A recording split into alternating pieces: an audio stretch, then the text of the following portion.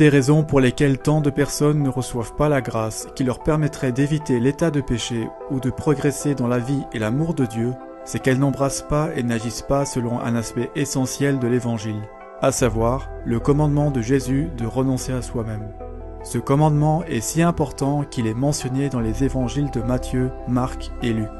Luc 9,23 déclare « Si quelqu'un veut venir après moi, qu'il renonce à lui-même et porte sa croix chaque jour et me suive. » Il est important de renoncer à soi-même, surtout la première fois qu'on se convertit au Christ et commence à vivre la vie de la grâce. Se détacher du monde, c'est ce qu'il faut faire pour suivre le chemin étroit du salut.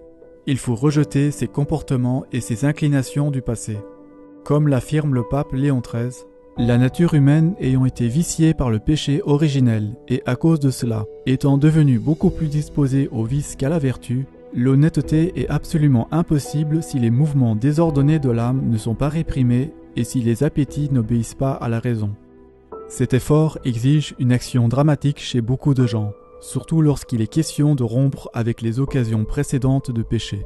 Cette abnégation nécessaire est décrite de cette manière dans Jean 12, 25. « Celui qui aime sa vie la perdra, et celui qui hait sa vie en ce monde la conservera pour la vie éternelle. » Il s'agit ici de subordonner radicalement toutes les choses de cette vie au commandement de Dieu et à la poursuite de la vie éternelle.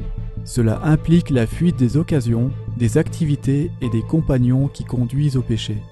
Il s'agit de surmonter la tendance qui mène à la paresse spirituelle ou aux dispositions des hommes en général, qui sont opposées aux dispositions de Dieu.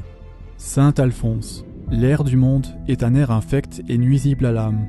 Quiconque le respire contracte facilement quelques maladies spirituelles. Le respect humain, les mauvais exemples, les mauvaises compagnies sont des causes puissantes qui portent les personnes du siècle à s'attacher aux biens de la terre et à s'éloigner de Dieu. Chacun sait que les occasions dangereuses, si fréquentes dans le monde, y produisent la perte d'un grand nombre d'âmes. Jacques 4,4. L'amitié de ce monde est ennemie de Dieu. Saint Basile. Car si, pour moi, vivre c'est le Christ, il faut, en vérité, que mes paroles portent sur le Christ, que mes pensées et mes actes dépendent de ses commandements, et que mon âme soit façonnée selon la sienne.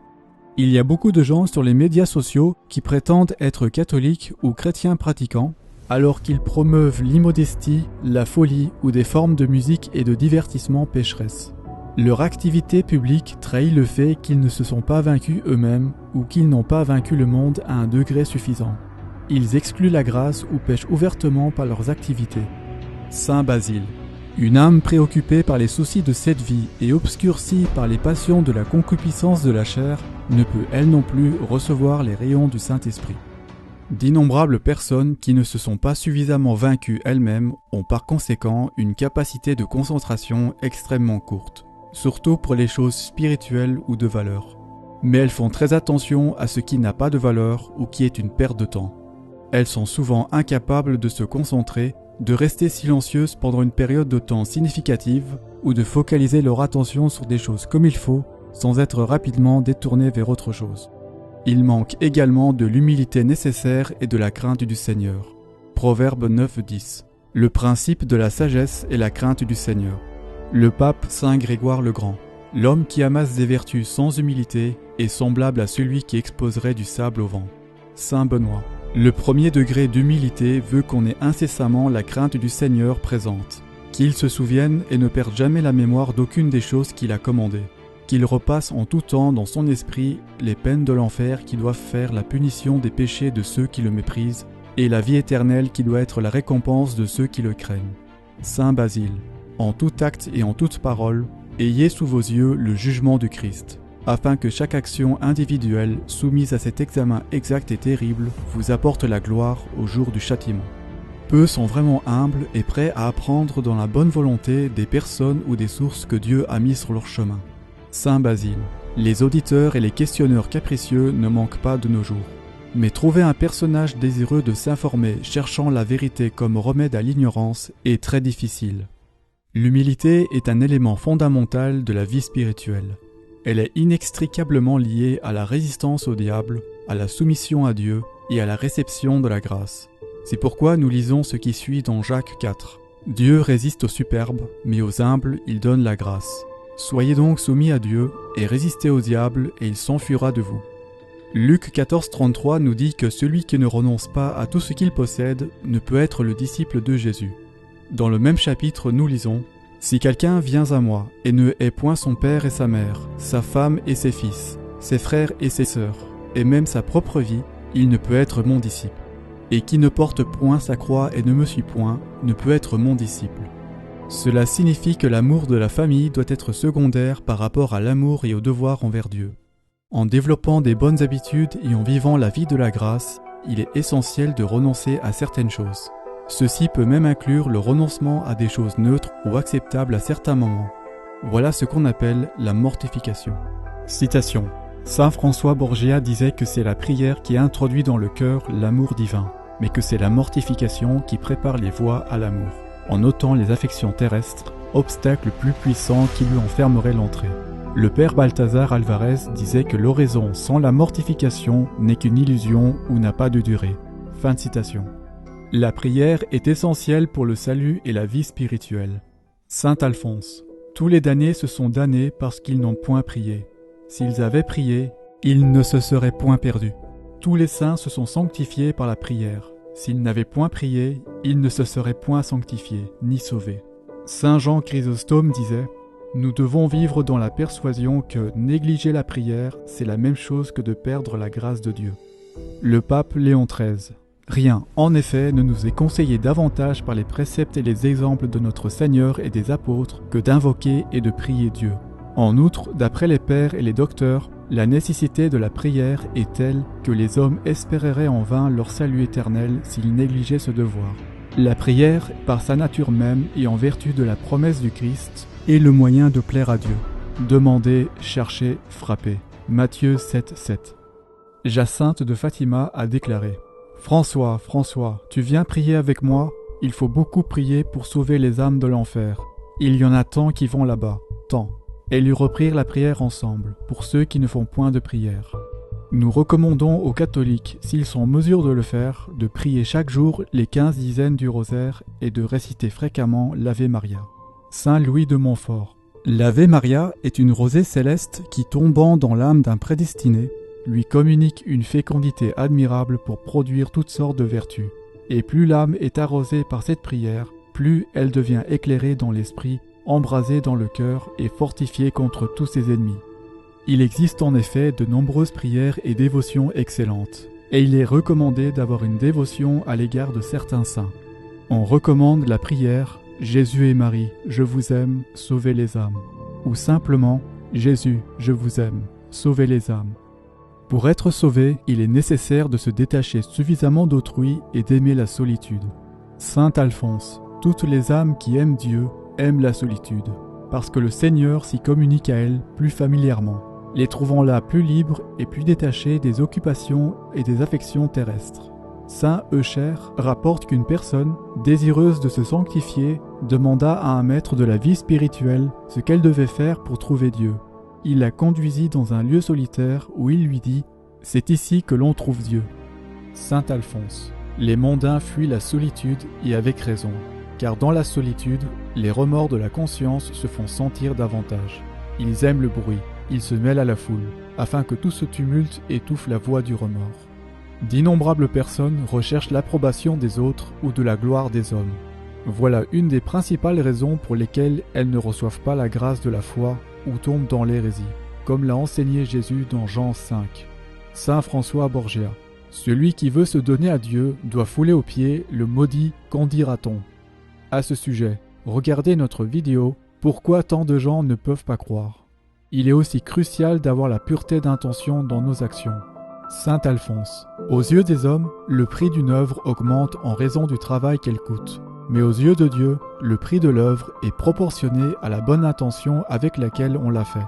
Car, ainsi qu'il est dit dans l'Écriture, les hommes ne voient que le travail extérieur, tandis que Dieu regarde le cœur. Comme les hommes s'opposent généralement aux voies et aux vérités de Dieu, tous ceux qui veulent vivre pieusement en Jésus-Christ souffriront persécution. 2 Timothée 3,12. Jean 15. Si le monde vous hait, sachez qu'il m'a eu en haine avant vous. Si vous aviez été du monde, le monde aimerait ce qui est à lui. Mais parce que vous n'êtes point du monde, et que je vous ai choisi du milieu du monde, c'est pour cela que le monde vous hait. Saint Anselme, si vous voulez être certain d'être compté parmi les élus, efforcez-vous de vous trouver parmi les rares, et non parmi les nombreux. Et si vous voulez être très certain de votre salut, efforcez-vous de vous trouver chez les plus rares parmi les rares. Ne suivez pas la grande majorité de l'humanité, mais suivez ceux qui s'engagent dans la voie étroite, qui renoncent au monde, qui se donnent à la prière, afin qu'ils atteignent la béatitude éternelle. Les personnes qui sont embourbées dans le péché, surtout les péchés sexuels, péchés si répandus à notre époque, cause de la damnation des millions de personnes, ces personnes-là doivent reconnaître que les êtres humains acquièrent des connaissances moyennant les 5 sens. Donc, si vous mettez quelque chose hors de votre vue, hors de votre ouïe, etc., il disparaîtra en général de votre esprit et de vos pensées. C'est pourquoi Jésus a dit « La lampe de ton corps est ton œil. Si ton œil est simple, tout ton corps sera lumineux. » Matthieu 6, 22.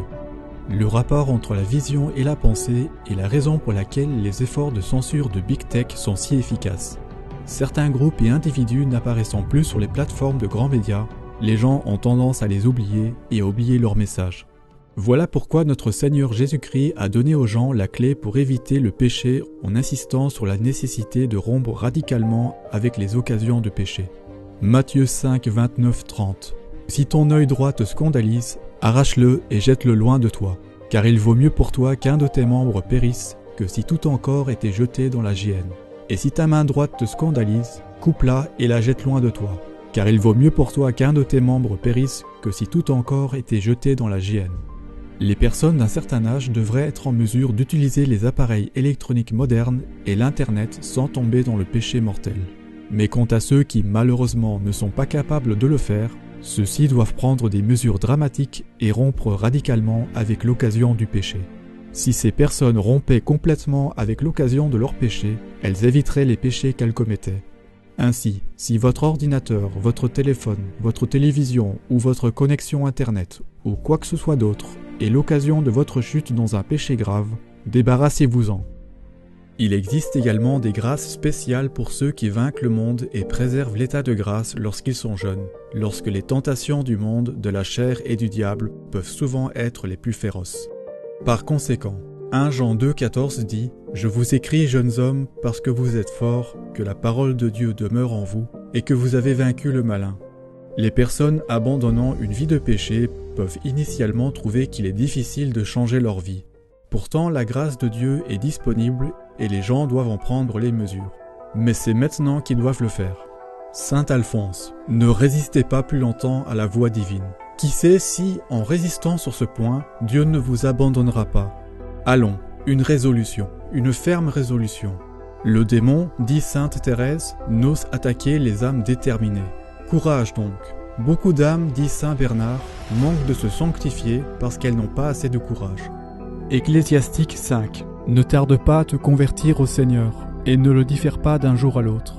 Car subitement viendra sa colère, et au temps de la vengeance, il te perdra entièrement.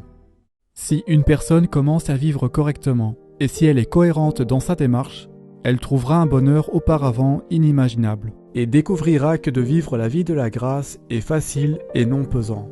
Comme l'a dit Jésus, car mon joug est doux et mon fardeau léger. Saint Benoît, gardez-vous bien de vous laisser surprendre par la crainte, et de quitter la voie du salut, dont les commencements sont toujours plus épineux et plus étroits. Mais à mesure que l'on avance dans le chemin de la piété et de la foi, le cœur venant à s'élargir et à s'étendre, on court dans la voie des commandements du Seigneur par un sentiment d'amour et par une douceur ineffable. Le pape Saint Léon le Grand. Car il n'y a pas d'œuvre de puissance, bien-aimé, sans les épreuves des tentations.